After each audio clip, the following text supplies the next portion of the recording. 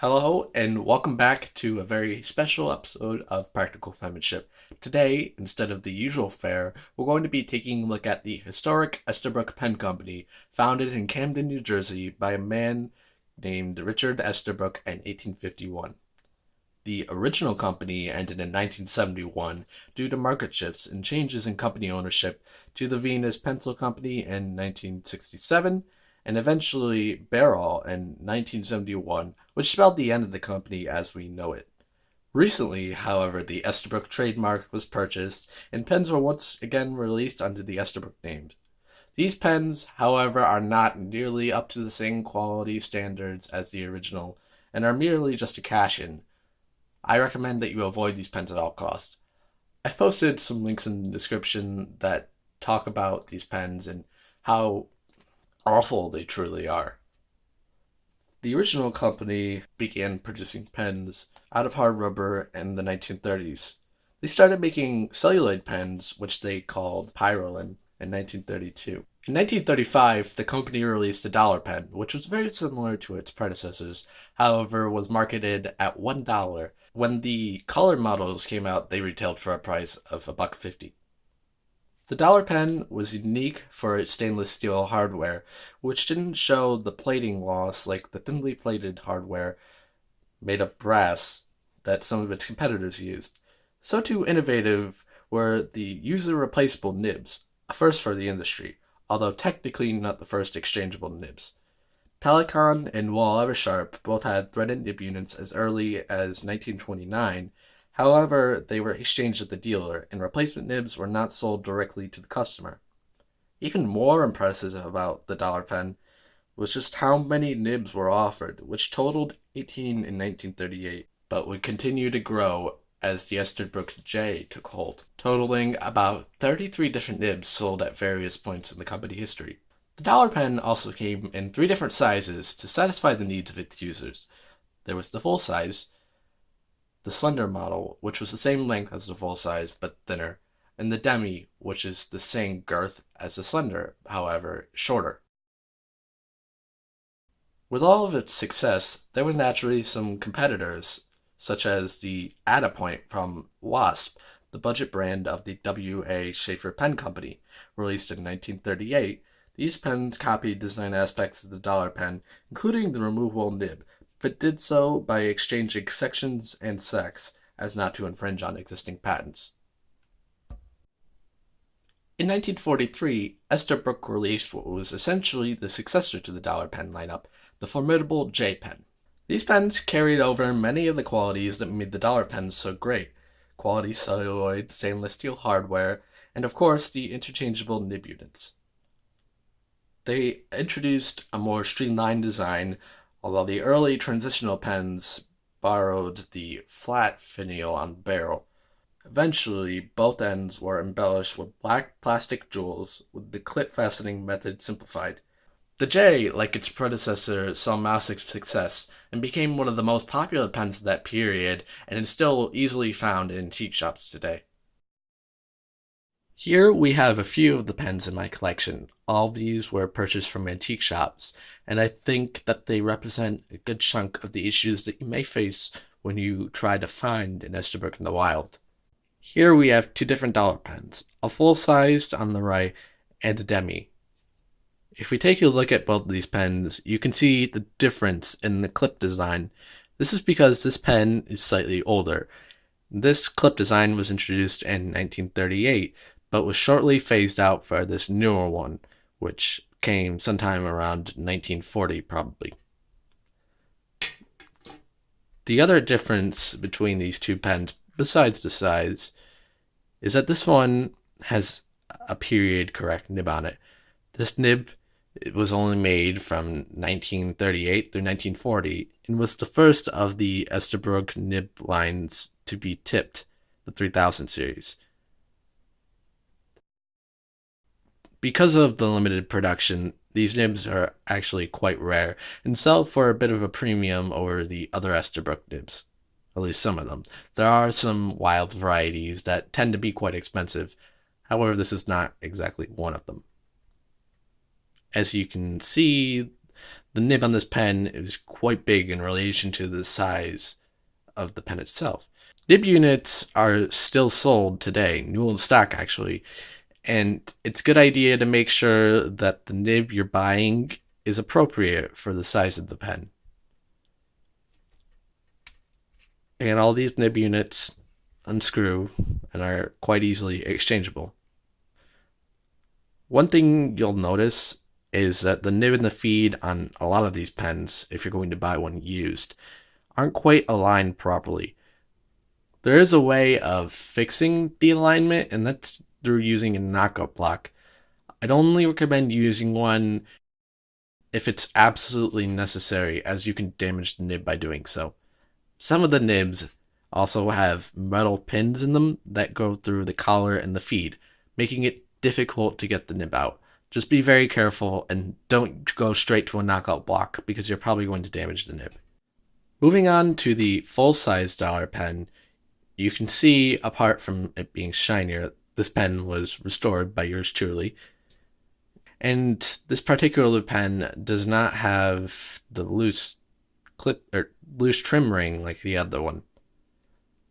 What happens typically on a lot of celluloid pens is that the barrel or the cap shrink, which causes issues with the threads and these trim rings. You can also see the interesting nib on this particular pen. This is not the original nib and is a replacement because the original had poor alignment between the nib and the feed. Since it was a 2000 series nib, it looked like it had a pin between the nib collar and the feed, so taking it out would risk damaging it.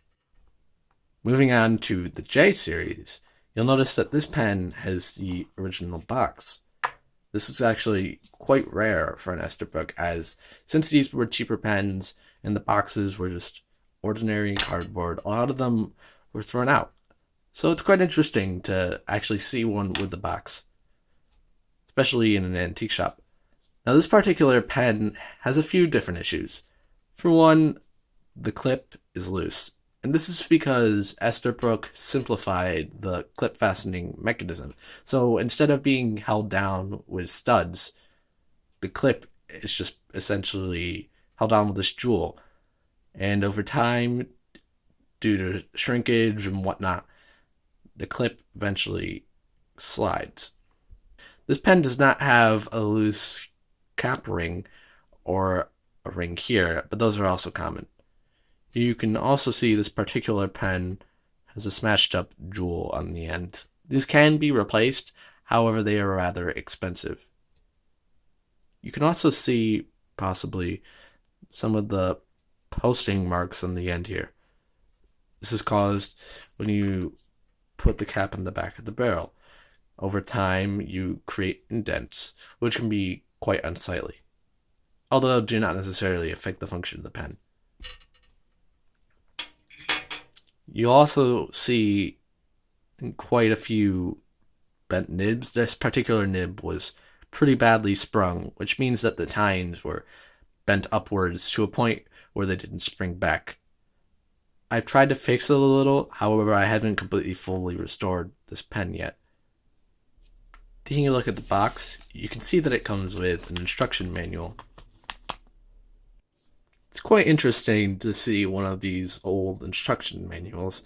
It even tells you how to remove the cap, as if that weren't obvious. It also has an ad for the push pencils that they make.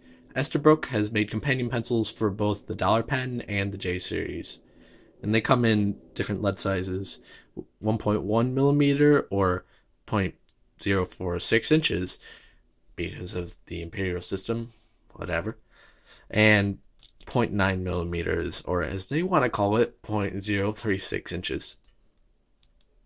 It's a different time.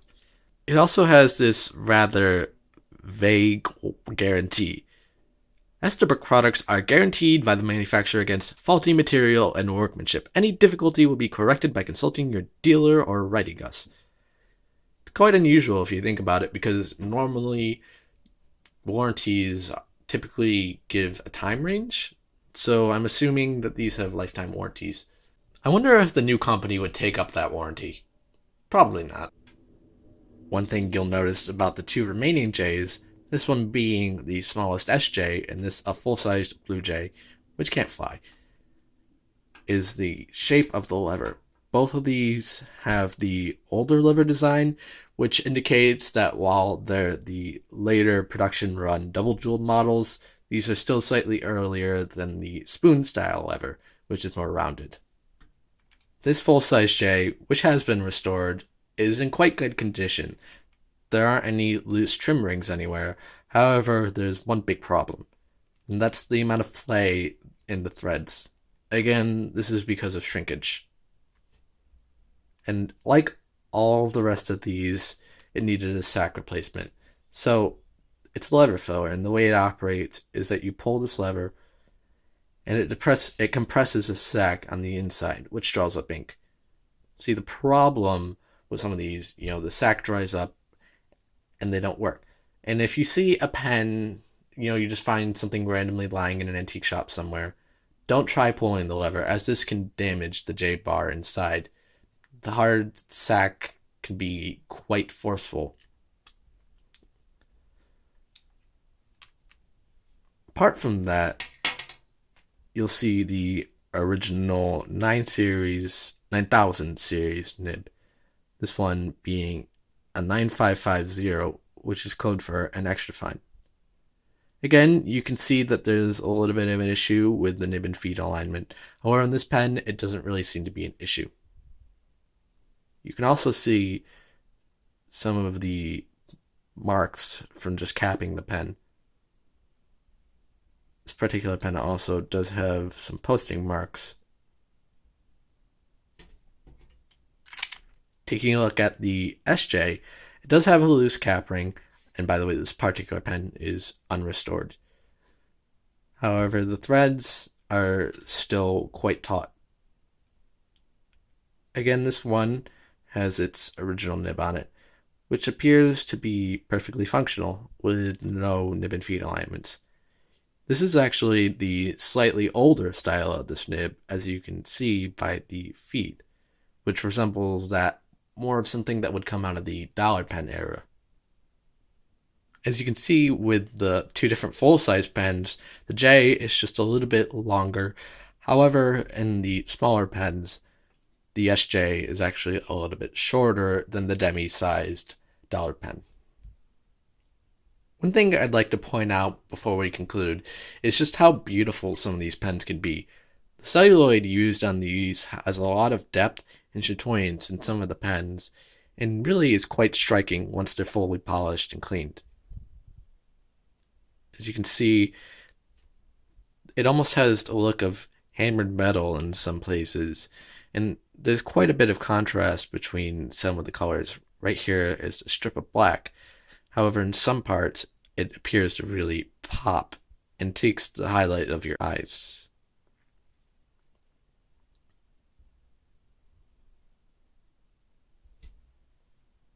So to kind of wrap this up, if you're going to buy one of these unrestored, just keep in mind that you're almost definitely going to have to replace the sack, and there might be a few other cosmetic and or functional issues that you might have to deal with. That's not to say that you can't find plenty of good Esterbrook's, because you can find plenty of these. They litter antique shops, flea markets, and pretty much anywhere, and they're really easy to find, which is a great thing, and it's a true testament to how great these pens really are. If you can find these 70, 80 years later, and they're still in pretty good condition, I'd say that's quite impressive. And given that these pens had many different innovations, including fully stainless steel hardware and the interchangeable nibs, I think it's safe to say that these are one of the most influential pens of all time. Thank you for watching, and I hope you found this video useful. See you next time for an episode of Practical Penmanship. Oh, and remember to check out the Facebook channel where you can find updates on reviews as well as extra content including drawings of pens.